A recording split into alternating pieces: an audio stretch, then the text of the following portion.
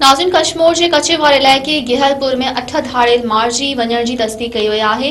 मुबैना मुक़ाबले में 1 करोड़ इनाम रखियल ईंधण गैंग जो सरबराह जानू ईंधण मारिजी वियो। बदनाम धाड़ेल सुल्तू शर जो भाउ सूमर शर ऐं बशीर ईंधण भी मारिजी विया आहिनि। पुलिस पारां मुक़ाबले में शहज़ादो दश्ती, भूरी शर ऐं नज़रू शर समेत 8 धाड़ेल मारिजण जी दावा कई वई आहे। इन हवाले से एसएसपी कश्मीर अमजद शेख जो चवण है त धाड़ेलनि ख़िलाफ़ कच्चे में ऑपरेशन हलंदड़ आहे। फायरिंग जो सिलसिलो रुकिजी वियो आहे। कच्चे में ऑपरेशन दौरान धाड़ेलनि जो तमाम वॾो जानी नुक़सान थियो आहे। एसएसपी अमजद शेख जो चवण आहे त मारिजी वियल धाड़ेल जानू ईंधण पुलिस अहलकारनि ऐं आम शहरियुनि जे क़त्ल में मुलवस हो। रामती जे कच्चे में डीएसपी इंस्पेक्टरनि ऐं अहलकारनि जे क़त्ल वाक़े में मुख्य जवाबदार हो। पुलिस मूजिब जानू ईंधण शहज़ादो दश्ती बशीर ईंधण माही चौक सान्हे में 9 गर्भातियुनि जे क़त्ल में मुलवस हुआ।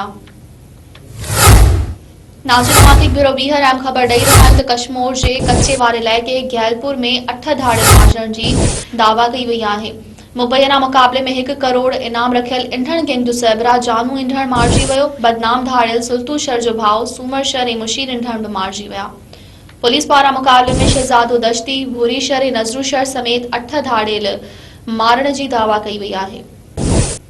इन हवाले से एसएसपी कश्मीर अमजद शेख जो चवण है त धाड़ेलनि ख़िलाफ़ कच्चे में ऑपरेशन हलंदड़ आहे। फायरिंग जो सिलसिलो रुकिजी वियो आहे। कच्चे में ऑपरेशन दौरान धाड़ेलनि जो तमाम वॾो जानी नुक़सान थियो। एसएसपी अमजद शेख जो वधीक चवण आहे त मारिजी वियल धाड़ेल जानू ईंधण पुलिस अहलकारनि ऐं आम शहरियुनि जे क़त्ल में मुलवस हो। रामती जे कच्चे में डीएसपी इंस्पेक्टरनि ऐं अहलकारनि जे क़त्ल वाक़े में मुख्य जवाबदार हो। पुलिस मूजिब जानू ईंधण शहज़ादो दश्ती मुशीर ईंधण माही चौक साने में 9 गर्भातियुनि जे क़त्ल में मुलवस हुआ।